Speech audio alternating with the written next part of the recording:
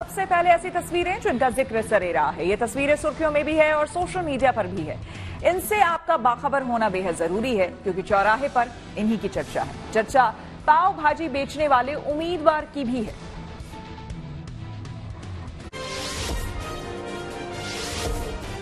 उत्तराखंड में भगवान केदारनाथ के कपाट अक्षय तृतीया के मौके पर सुबह करीब 7 बजे खुल जाएंगे। इसके लिए बाबा की चल विग्रह डोली भी दोपहर में वहां पहुंच चुकी है। इस दौरान श्रद्धालुओं में काफी उत्साह देखने को मिला। जैसे ही डोली केदारधाम पहुंची तो श्रद्धालुओं का उत्साह कई गुना बढ़ गया।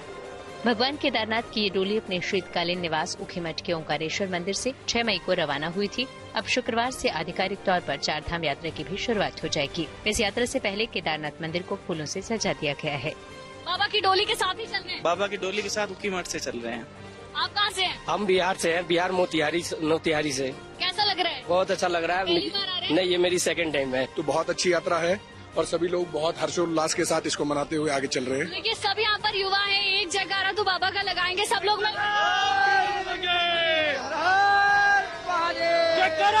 वीर बजरंगे।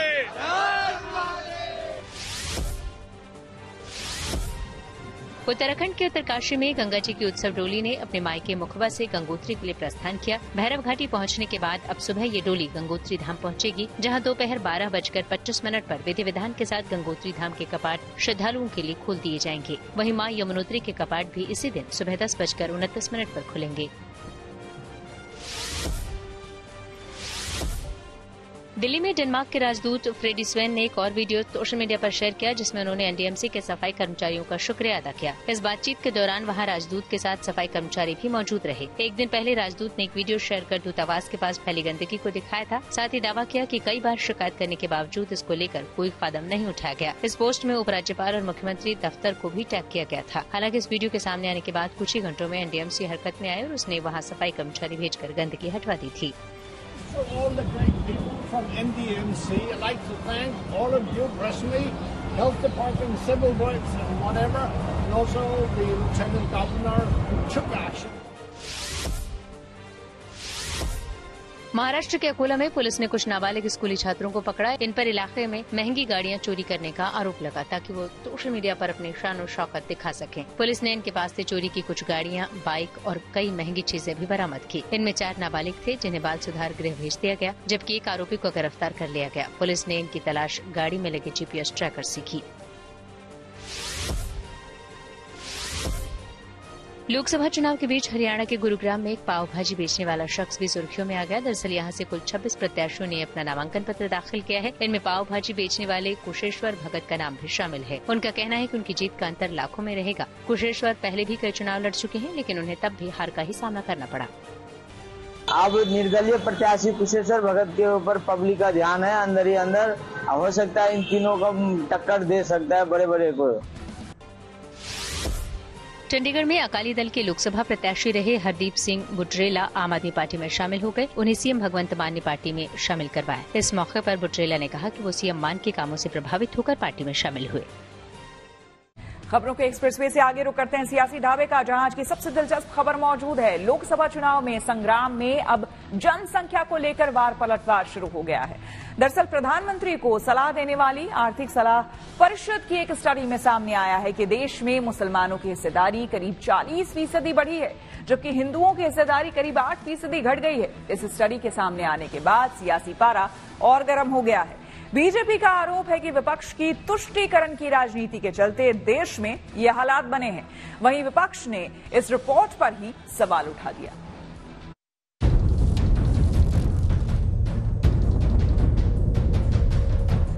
तत्काल प्रभाव से इस देश में जनसंख्या नियंत्रण कानून बनना चाहिए।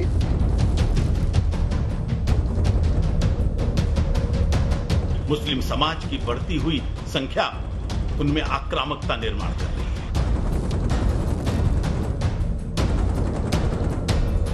है। ये भारत के सनातन को खत्म करने की एक साजिश भी है।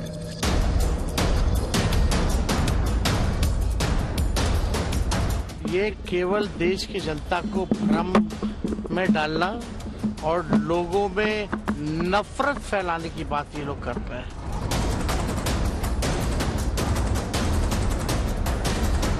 आपको 2021 में सेंसस करा देना चाहिए था।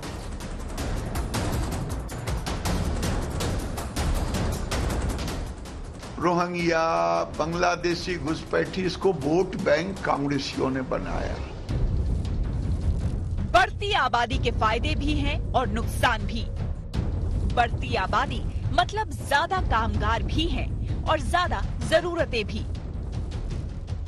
ज्यादा पेशेवर भी हैं और ज्यादा बेरोजगार भी।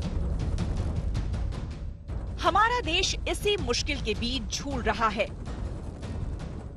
और अब जब हमारी आबादी चीन को पार कर चुकी है, तब ये समस्या और भी जटिल हो चुकी है। जब जब लोकसभा चुनाव होता है तो ये सुनना अच्छा लगता है कि हम सबसे बड़े लोकतंत्र हैं, पर जब यही आबादी चुनावी मुद्दा बन जाती है तो वो परेशान करने लगती है। आज एक ऐसी ही रिपोर्ट ने चुनावी मौसम का पारा और हाई कर दिया। प्रधानमंत्री को सलाह देने वाली आर्थिक सलाह परिषद की एक स्टडी में ये खुलासा हुआ है कि देश की आबादी में हिंदुओं की हिस्सेदारी घट गई है। भारत की जनसंख्या में बहुसंख्यकों यानी हिंदुओं की हिस्सेदारी 1950 में 84% से घटकर 2015 में 78% हो गई है, यानी कि 65 सालों में 7.82% की कमी। वहीं मुसलमानों की आबादी 9.84% से बढ़कर 14.09% हो गई, यानी कि 43.15% की बढ़ोतरी। ईएसी पीएम की रिपोर्ट सामने आने के बाद उम्मीद के मुताबिक ही सियासत तेज हो गई। तत्काल प्रभाव से सरकार गठन होने के बाद इस देश में जनसंख्या नियंत्रण कानून बनना चाहिए। ये तो बहुत दुखदाई चिंता का विषय है हर देशवासी के लिए जो राष्ट्र के बारे में सोचता है। 8% हिंदू की आबादी कम हो जाना और 40% मुसलमान की आबादी बढ़ जाना। आम आदमी जानता है कि जहां जहां हिंदू घटा देश बटा। पिछले दिनों से जो मुस्लिम आरक्षण का राग चला रखा है संख्या के आधार पे, तो मैं कांग्रेस और इंडी गठबंधन से पूछना चाहूंगा कि कितना बढ़ा के, बड़ी संख्या के आधार पे आप कितना बढ़ाएंगे आरक्षण और आने वाले समय में कितना बढ़ाएंगे। ये जनसंख्या तो जनसंख्या से भी बढ़ेगी, धर्मांतरण से भी बढ़ेगी, घुसपैठ से भी बढ़ेगी, और इन सब चीजों को ये इंडी गठबंधन वाले पैट्रोनेज देते हैं, संरक्षण देते हैं। लोकसभा चुनाव का मौका है, इसलिए ये मुद्दा तो बनना था, बना भी। बीजेपी ने इस पर खुलकर खेलना शुरू कर दिया है। साथ ही एनडीए के सहयोगी पार्टियों को भी इसमें मौका दिख रहा है। रोहिंग्या, बांग्लादेशी घुसपैठी, इसको वोट बैंक कांग्रेसियों ने बनाया और ये भारत के सनातन को खत्म करने की एक साजिश भी है। ये बताता है कि आने वाले दिन में भारत को लोग इस्लामिक स्टेट बनाना चाहते हैं। चिंता का विषय है ना, जब हम लोग समावेशी विकास की एक तरफ बात करते हैं तो फिर सब एक साथ आगे बढ़ें, ये भी जिम्मेदारी सबके ऊपर होनी चाहिए। ऐसे में अगर कोई ऐसी जानकारी सामने आई है तो उस पर अध्ययन होना चाहिए। कांग्रेस को पता है कि ये मुद्दा अगर ज्यादा बड़ा हुआ तो उन्हें इसका नुकसान हो सकता है, इसलिए उनकी तरफ से जवाब सधा हुआ है और रिपोर्ट को लगभग खारिज करने की कोशिश हो रही है। प्रधानमंत्री की आर्थिक सलाहकार परिषद की एक स्टडी में पाया गया है 1950 से 2015 के बीच हिंदुओं की आबादी 7.8% घट गई है, जबकि भारत की जनसंख्या में अल्पसंख्यक समूहों की हिस्सेदारी बढ़ गई है। ये सवाल कहाँ से आया आपके पास? ऑफिस की तरफ से ना? ऑफिस को बोलो प्रियंका जी पूछ रही है किसने भेजा उन्हें।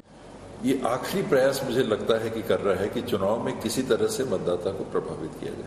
आपको 2021 में सेंसस करा देना चाहिए था, लेकिन वो आपने न करके प्रधानमंत्री का जो फोरम है उसको आप कर रहे हैं, फिर संविधान से छेड़छाड़। कुल मिलाकर मौजूदा वक्त में लोकसभा चुनाव में असल मुद्दों पर जाति, आरक्षण और धर्म हावी हो चुका है। सभी पार्टियां इसे अपने अपने तरीके से भुनाने की कोशिश में जुटी हैं। नतीजा जो भी हो, पर हालात देखकर अंदाजा लगा सकते हैं कि अभी चुनावी तापमान और बढ़ने वाला है। Bureau report, good news today. News पर आगे है धन बाजार, जहां शेयर बाजार से लेकर कारोबार तक की सभी अहम खबरें होती हैं और इसका सीधा रिश्ता आपकी आमदनी आपकी जेब से होता है। तो तेज रफ्तार खबरों के बीच ये जरूरी खबरें छूट ना जाए, इसलिए सीधे आपको लिए चलते हैं धन बाजार। चुनावी अटकलों, विदेशी निवेशकों की बिकवाली और दिग्गज शेयरों में मुनाफा वसूली के बीच शेयर बाजार में एक बार फिर भारी गिरावट देखने को मिली। सेंसेक्स 1062 अंक लुढ़ककर 72,404 पर बंद हुआ। वहीं निफ्टी भी 345 अंक खिसककर 22,000 से नीचे 21,957 पर फिसल गया। सोने चांदी की कीमत में गिरावट आई। दिल्ली सराफा बाजार में सोना 50 रुपए सस्ता हुआ। इसके साथ ही अब दिल्ली में 10 ग्राम सोने की कीमत घटकर 72,250 रुपए हुई। वहीं चांदी की कीमत भी 1,500 रुपए गिरी। दिल्ली में अब 1 किलो चांदी की कीमत 83,200 रुपए हो गई है। मारुति सुजुकी ने अपनी पॉपुलर कार स्विफ्ट के 4th जनरेशन मॉडल को भारतीय बाजार में लॉन्च कर दिया। कंपनी की नई कार में एक्सटीरियर से लेकर इंटीरियर और इंजन मैकेनिज्म में कई बड़े बदलाव किए गए हैं। इसकी शुरुआती कीमत करीब 6.5 लाख रुपए है। इसकी बुकिंग पहले ही शुरू हो चुकी है। कैब सेवा देने वाली कंपनी उबर ने भारत में एक बड़ी उपलब्धि हासिल की। उसके ड्राइवरों की संख्या देश में 10 लाख को पार कर गई। भारत के अलावा अमेरिका और ब्राजील में ही उबर की इतनी बड़ी संख्या में ड्राइवर हैं। आइए रुक करते हैं प्रगति मार्ग का, जहां ऐसी खबरें हैं जो कि देश की तरक्की, प्रगति और लोगों की काबिलियत दिखाती है। बात काबिलियत की हो रही है तो इसमें ग्रेटर नोएडा की जुहा राशिद का नाम भी जुड़ गया है, जिन्होंने 10वीं में 82% अंक हासिल किए हैं। आप सोच रहे होंगे कि इसमें खास क्या है। असल में खास है 15 साल की जुहा, जिसके दोनों हाथ नहीं है और कद भी छोटा है। इसके बावजूद उसने ये उपलब्धि हासिल की। खास बात यह भी है कि जुहा अपनी जिंदगी को इन चुनौतियों के बावजूद जिंदा दिली से जीती है। जब बोलते थे लोग कि मैं क्यों नहीं जी सकती, मेरा अधिकार है जीने का, सब जीते मैं क्यों नहीं जी सकती, पर ऐसे लोग बोलते थे, मुझे बहुत दुख होता था। पर कल जब मुझे स्कूल वालों ने सम्मानित किया और बुलाया तो मुझे बहुत अच्छा लगा कि मैंने अपने पेरेंट्स का, अपने स्कूल का, अपने ज़िले का, अपने उत्तर प्रदेश का नाम रोशन करा है, तो मुझे बहुत अच्छा लगता है। आते थे फिर लेके आते थे। अब इसने भी जो ना अपना इसको निक की इसने वीडियो देखी जो ऑस्ट्रेलिया के हैं, वो भी इसी की तरह से हैं, वो भी 100% फिजिकल चैलेंज हैं। उससे फिर ये मोटिवेशन इसको मिला कि भाई मैं क्यों नहीं कर सकती, मेरे ईश्वर ने और चीज़ तो दी हैं। मैं देखती हूँ अंधे हैं बेचारे, वो कुछ नहीं कर पा रहे, भटक जाते हैं, लेकिन तुम देख सकती हो, बोल सकती हो, सोच सकती हो। तो इसने अपनी कमज़ोरियों को ही उसको अपना हथियार बनाया और पढ़ना लिखना शुरू किया। और हमने भी इसके लिए फिर ऐसा किया कि इसके जहाँ पर सुबह में सबसे पहले ज़रूरत पड़ती है कि वो आप टूथब्रश वगैरह की किट जो है उसकी नीचे लगवाई, फिर वो जो ना टूटियां इस तरह से लगा दी कि वो अपने मुंह से इधर को घुमा करके घोल लेती है। सच है, नामुमकिन कुछ भी नहीं है, बस ठान लेने की जरूरत है और सकारात्मक सोच के साथ बढ़ते जाने का हौसला जुटाने की जरूरत है। अल्लाह का सच्चा और पक्का बंदा वही है जो उसके दिए गए हालातों में खुश रहे। जुहा भी बहुत खुश है और बहुत सारी खुशियां बांट भी रही है और आगे जिंदगी में और बेहतर करने की कोशिश कर रही है। फिलहाल 10th में 82% मार्क्स हासिल किए हैं और लगातार वो ऐसे बहुत सारे काम, बहुत सारे नए मुकाम की तरफ बढ़ती जा रही है, जिससे वो अपनी जिंदगी की रील को, फिल्म को और बेहतर और शानदार बना पाए। कैमरामैन शैलेंद्र के साथ Manish Chaurasia, good news today, greater Noida. News पर के सफर में अब सोशल अड्डा का रुख करते हैं, जहां आज बात होगी नोएडा में बनी अवैध इमारतों की। नोएडा अथॉरिटी ने अवैध तरीके से बनाई गई इमारतों के खिलाफ कार्रवाई शुरू कर दी है। नोएडा अथॉरिटी ऐसी सभी इमारतों पर लाल रंग से अवैध इमारत का लेबल चस्पा कर रही है जो बिना नक्शा पास किए बनाई गई है। अथॉरिटी के इस कदम से उन ग्राहकों को फायदा मिलेगा जो बिना जाने ऐसी इमारतों में प्रॉपर्टी खरीदते हैं या निवेश कर देते हैं, लेकिन सच्चाई सामने आने के बाद ठगा हुआ सा महसूस कर रहे हैं। इस कार्रवाई से पहले नोएडा अथॉरिटी ने शहर में बन रही अवैध इमारतों को लेकर नोटिस भी भेजे हैं, एफआईआर दर्ज करवाई थी और बिल्डिंग गिराने के नोटिस जारी किए थे ताकि अवैध निर्माण को रोका जा सके। जानकारी के मुताबिक सेक्टर 43, 49, सदरपुर, सेक्टर 77, 78, 79 और 118 में ऐसी दर्जनों इमारतों की पहचान हुई है जो कि अवैध तरीके से बनी हैं और इनमें नियमों का उल्लंघन कर फ्लैट या फिर दुकान जैसी यूनिट बेची जा रही है। नियम के मुताबिक किसी भी बिल्डिंग के निर्माण से पहले अथॉरिटी के प्लानिंग डिपार्टमेंट से मंजूरी लेनी होती है और नक्शा पास कराना होता है। हमारे सहयोगी मनीष चौरसिया ने मौके पर जाकर स्थिति का जायजा लिया और कुछ लोगों से बात भी की। ये हम मौजूद हैं नोएडा के सेक्टर 49 में और यहाँ पर इस बिल्डिंग को आप देखिए, ये कमर्शियल बिल्डिंग है और इस पर बाकायदा नोएडा अथॉरिटी के अधिकारी आए थे और उन्होंने ये लिखा था कि ये बिल्डिंग अवैध है क्योंकि इसका नक्शा नोएडा अथॉरिटी से अप्रूव्ड नहीं है। एक ये बिल्डिंग और एक इसके ठीक बगल में जो बिल्डिंग है जहाँ पर अभी काम भी चल रहा है, इन दोनों ही बिल्डिंग्स पर नोएडा अथॉरिटी के अधिकारी आए और इस तरह से ये तस्वीरें खुद नोएडा अथॉरिटी ने अपने ग्रुप में शेयर किया है। और इस तरह से देखिए आप, इन्होंने बिल्डिंग्स पर ये बड़ा बड़ा उनके पिलर्स पर लाल रंग से लिख दिया था कि ये बिल्डिंग अवैध है। लेकिन अब आप देखिए कि जो लिखा हुआ है ये बिल्डिंग अवैध है, ये आपको अब इस रियल बिल्डिंग में कहीं भी दिखाई नहीं पड़ेगा। मतलब नोएडा अथॉरिटी के अधिकारी आते हैं, बिल्डिंग पर लिख कर जाते हैं कि बिल्डिंग अवैध है और उनके जाते ही उनके लिखे हुए को मिटा दिया जाता है और फिर से अवैध बिल्डिंग का खेल धड़ल्ले से शुरू हो जाता है। ये बिल्डिंग और ये दूसरी बिल्डिंग, इन दोनों पर ही लिख कर गई थी अथॉरिटी कि ये बिल्डिंग अवैध है, लेकिन उनके जाते ही देखिए अब किसी बिल्डिंग पर वो नहीं लिखा हुआ है, बाकायदा उसको मिटा दिया गया है या फिर उस पर पेंट कर दिया गया है। तो भले ही अथॉरिटी इंक्रोचमेंट हटाने का ड्राइव कर रही है, ऑपरेशन कर रही है, लगातार फोटोज शेयर कर रही है, बड़े बड़े आंकड़े शेयर कर रही है, लेकिन जमीनी हकीकत कुछ और ही बयां कर रहा है। सवाल यही कि अगर अथॉरिटी का ड्राइव इस तरह से चल रहा है तो भला इंक्रोचमेंट खत्म कैसे हो? अगर आप कहीं कोई घर लेने जा रहे हैं, कोई बिल्डिंग देखकर आपको कैसे मालूम पड़ता है कि ये सब कुछ इसका ठीक होगा, नहीं होगा, कोई दिक्कत होगी? हमें जानकारी नहीं है घर के बारे में जो चीज है। हमने अपना बनाया खुद रहने के लिए। बिल्डर जो बनाता है, जो खरीदता है, वो देखेगा अपना आप क्या कर रहा है क्या नहीं कर रहा है। जो बिल्डर फ्लोर्स बन रहे हैं उन पर अथॉरिटी ने बाकायदा लिखा भी है कि बिल्डिंग अवैध है, तो इस तरह से क्या आप लोग अप्रूवल नहीं लेते हैं अथॉरिटी से नक्शे का? सर अथॉरिटी परमिशन देती है, अथॉरिटी रजिस्ट्री कर रही है, अवैध भी है। रजिस्ट्री अलग अथॉरिटी करती है और है तो अथॉरिटी भी, नोएडा की अथॉरिटी है, तो जब वही अथॉरिटी का पास कर रही है, पैसे ले लेकर खा के सबको फ्लैट बेच रहे हैं, तो उसमें क्या करोगे आप? हम क्या कर सकते हैं उसके लिए? आप कह रहे हैं कि पैसे लेके सब काम हो जा रहा है? वो क्या सब कुछ होता है पैसे से। जो बिल्डिंग जगह जगह जो बिल्डर फ्लोर बन रहे हैं, अगर आप मकान लेने जा रहे हैं, आपको कोई बिल्डिंग देखकर अंदाजा लगता है कि ये लीगल हो या इलीगल होगा? उससे नहीं, जब तक पेपर नहीं देखोगे तब तक नहीं पता लगेगा। मेन चीज पेपर है। अथॉरिटी जो इतना लेट में आती है कि बिल्डिंग बन रही है 4-5-6 मंजिला बन गई, उसके बाद लोगों ने खरीद भी लिया, फिर आकर वो लिख के जाते हैं कि बिल्डिंग अवैध है। इससे जो इन्वेस्टर है, जो मकान खरीद रहा है या किराए पे ले रहा है, वो कैसे बच सकता है?